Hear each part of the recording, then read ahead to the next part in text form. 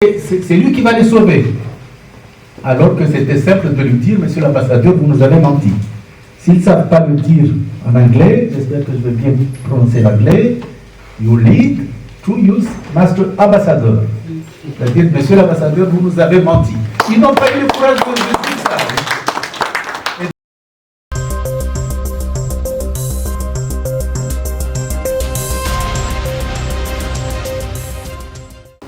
Tout ce qu'on lui demande sur Mayotte. Donc là, il a signé un accord qui permet à la France officiellement d'expulser non seulement les autres Comoriens de Mayotte. Il autorise à la France d'installer un radar à l'île d'Anjouan pour contrôler les Kossa-Kossa. Il autorise à la gendarmerie française d'intervenir aux autres îles indépendantes des Comores, à la rigueur, on est presque à la colonie, pour pouvoir arrêter des gens. Et il autorise, et même, avant c'était la police française qui connaît les Kossa-Kossa qui viennent des autres îles. Maintenant, Azali va plus loin. Il autorise les gardes-côtes comoriennes de tirer sur les passagers de Kossa-Kossa, dont il y a une dame qui a été blessée. Je pense qu'elle doit être toujours à l'hôpital. Donc, mais le problème, et c'est le paradoxe des Comores actuellement, c'est qu'on a une partie de l'opposition, et c'est ça qu'on peut dire, on peut remarquer que notre combat, peut-être qu'on a perdu du temps avec ça, parce qu'on a une partie de l'opposition qui est France-africaine. C'est-à-dire ce sont des opposants qui, pour eux, ils comptent sur la France ou sur les États-Unis pour pouvoir reprendre le pouvoir et sortir Azali. Et comment on peut avoir le même maître et s'opposer à quelqu'un? Vous imaginez dans une famille, il y a un enfant qui est bandit et qui frappe les autres frères. Évidemment, le père va dire, calme-toi, il ne faut pas frapper vos frères. Et en même temps, il va dire aux autres frères qu'il ne faut pas le provoquer parce que vous savez qu'il est nerveux. En général, les parents, automatiquement, les enfants qui sont excités, on les dit comme ça. Donc les Comores, c'est comme ça se passe. Or, l'ambassadeur de France ou l'ambassadeur des États-Unis, ils peuvent le dire, voilà, vous participez aux élections, on va faire le tout pour contrôler, pour que ça se passe bien. Vous savez, il y a pas mal de candidats qui disaient qu'on va aux élections parce que l'ambassadeur américain nous a dit qu'il faut envoyer une équipe pour contrôler que tout se passe bien. Et donc ils sont allés, et en fait compte, le 14 janvier, on n'a pas vu ni l'ambassadeur des États-Unis, son siège est à Madagascar, ni évidemment l'ambassadeur de France, il avait gardé le silence. Et ça, le problème, c'est qu'il les a trompés. Et le problème, c'est que avec cette opposition, quand on est trompé, on est trahi. Même, ils pensaient, on n'en parle plus quand on entend parler de Nations Unies. Pour eux, les Nations Unies, qui va les sauver alors qu'ils ne savent pas que les Nations Unies et l'Union africaine, ce sont des instruments de la France-Afrique. Et l'ambassadeur des États-Unis, récemment, il est revenu. Les opposants, c'est-à-dire ceux qui sont candidats, n'ont pas eu le courage de lui dire que vous nous avez menti, monsieur l'ambassadeur, parce que vous nous avez promis que vous allez vérifier que les élections se passent bien, que vous allez envoyer des gens pour contrôler, pour sécuriser tout ça. Mais il y a même le porte-parole de candidat qui disait, c'est comme si c'est le Messie. Voilà l'ambassadeur des États-Unis qui arrive, il va convaincre Azali d'organiser de nouvelles élections. En gros, c'est lui qui va les sauver. Alors que c'était simple de lui dire, monsieur l'ambassadeur, vous nous avez menti. S'ils ne savent pas le dire en anglais, j'espère que je vais bien prononcer l'anglais, you lead to use Master Ambassador. C'est-à-dire, monsieur l'ambassadeur, vous nous avez menti. Ils n'ont pas eu le courage de dire ça. Et donc là, du coup, ils sont allés, en tout cas, c'est comme un jeu. Les Américains, enfin les réseaux américains, les réseaux, en tout cas France-africains, ils sont en train de jouer avec eux, enfin bon, une course de passe-passe, de les amener, allez-y aux négociations, allez-y aux élections, on va vous soutenir, on vous soutient, c'est vous qui...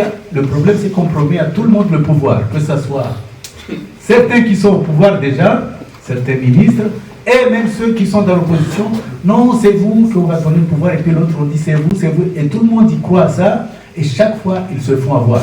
Donc on ne sait pas si c'est un jeu ou si ils sont assez naïfs, je n'ose pas dire assez bêtes, pour ne pas utiliser un gros mot, ou sinon ils prennent peut-être les Comoriens aussi pour des bêtes, parce qu'ils sont dans le jeu de la France-Afrique, et après ils alimentent la galerie.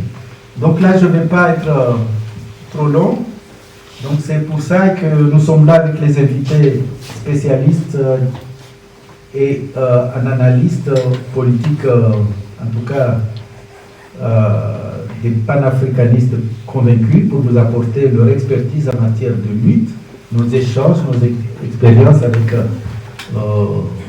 l'Afrique tout à l'heure quand Madame Augusta, ah oui, elle préfère que je l'appelle camarade Augusta, va intervenir. Mais nous allons commencer par le docteur Benalidi, qui est donc de... Donc le docteur Benalidi va commencer son discours. Ce n'est pas la peine de vous donner le thème, puisque c'est un thème qui rentre, puisque depuis qu'on se bat en République, on est dans le discours tout droit contre, en tout cas, disons, la dictature, la corruption, et pour la défense de l'intégrité territoriale des Comores. Merci.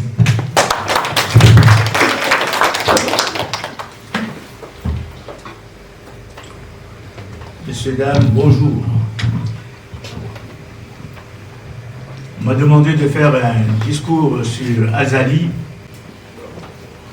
et sur aussi la France-Afrique, sa solution sur la France-Afrique. Mais pour comprendre Azali et sa gouvernance, il faut commencer par comprendre le fond de son idéologie.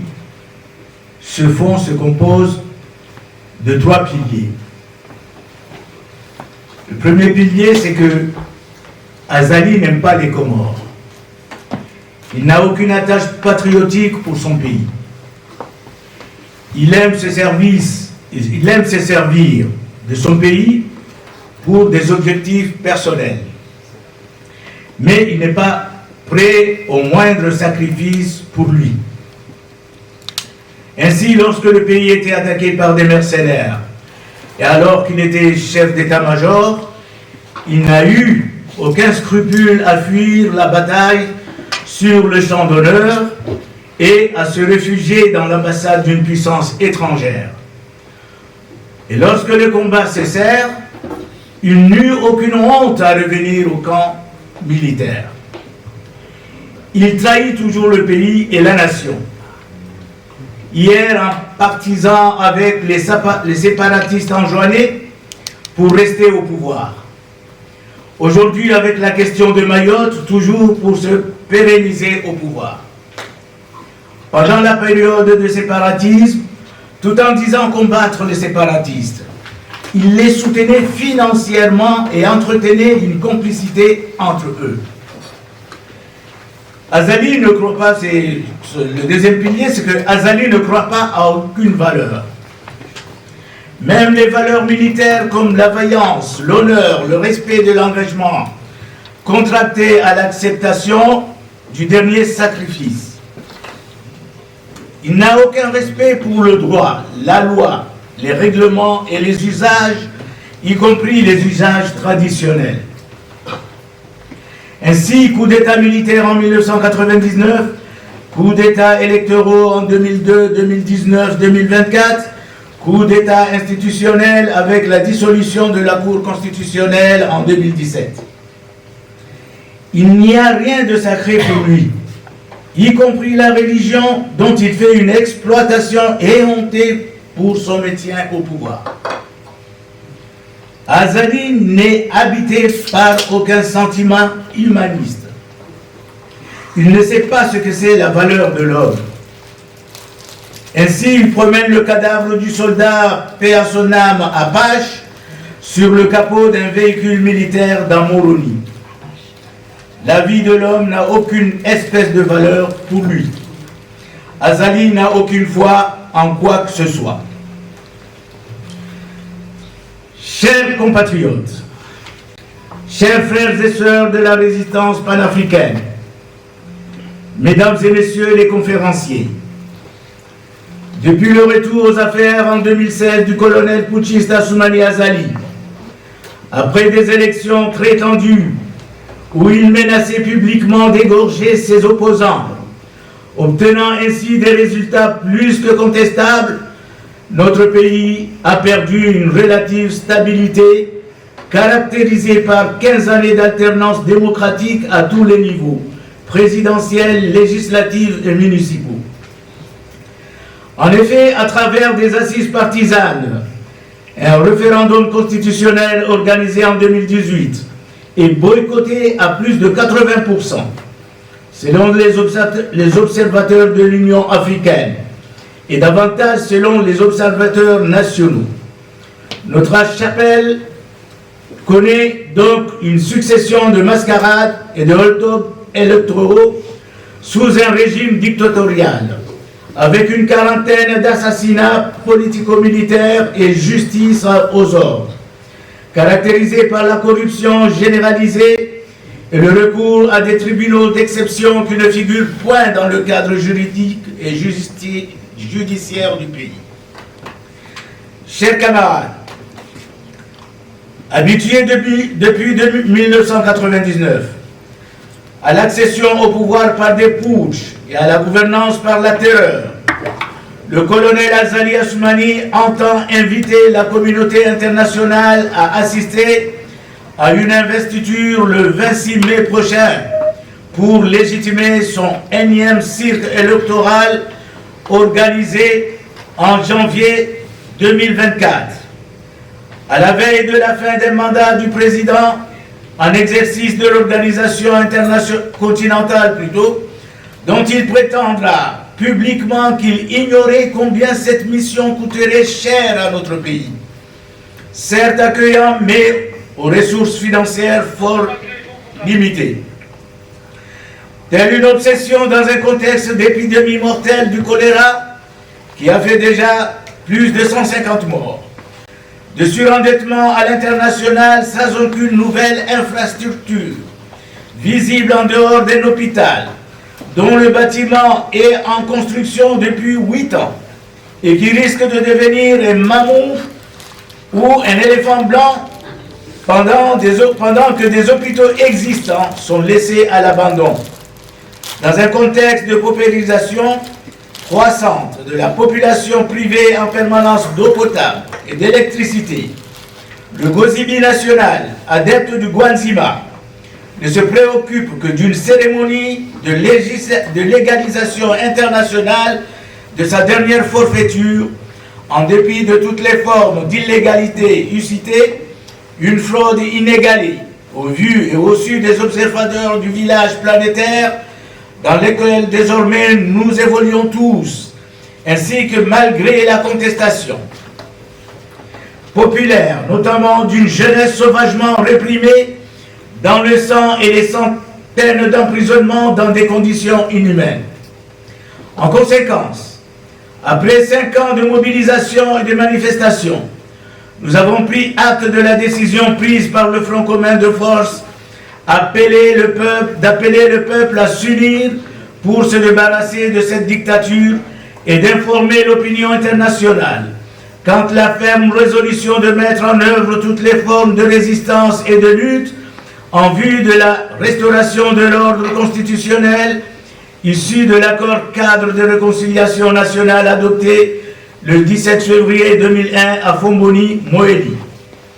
Un tel engagement, dont nous mesurons toutes les conséquences, résulte évidemment de l'entêtement du colonel Assoumani Azali, au mépris de toute expression dissonante et malheureusement aussi du fait que la communauté internationale semble croire que, dans sa désespérance, notre peuple si pacifique n'aurait que le choix de la résignation.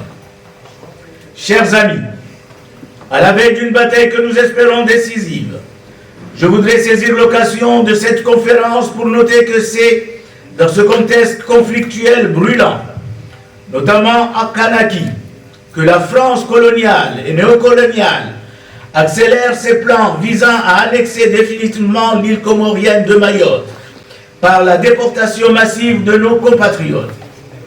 Cela quitte à devoir réformer un des fondements de la nation française à travers la suppression du droit du sol. Pour réaliser un tel objectif, en vue de s'accaparer d'une partie des importants gisements hydrocarbures découverts dans nos eaux territoriales, devenus un immense cimetière marin avec plus de 20 000 disparus depuis le tristement célèbre visa Balladur. Le gouvernement Macron-Darmanin s'appuie sur le putschiste multirécidiviste, coupable de trahison nationale et toujours prêt à renouveler ses forfaitures pour espérer demeurer intérieurement au pouvoir avec sa famille et son clan. Nous appelons donc à tous les patriotes et les démocrates panafricains à faire de la bataille que nous engageons contre l'énième investiture illégale et illégitime du colonel Assoumani Azali, afin de préserver l'union des Comores, le canal de Mozambique et l'ensemble de l'océan Indien de toutes les visées mafieuses et maléfiques, pour redonner à notre peuple sa pleine souveraineté, en harmonie avec l'ensemble de la sous-région d'Afrique de l'Est, d'Afrique australe et de tout notre continent qui n'est pas d'avenir, mais d'abord par le présent de nos diverses populations, la jeunesse en particulier. Je vous remercie.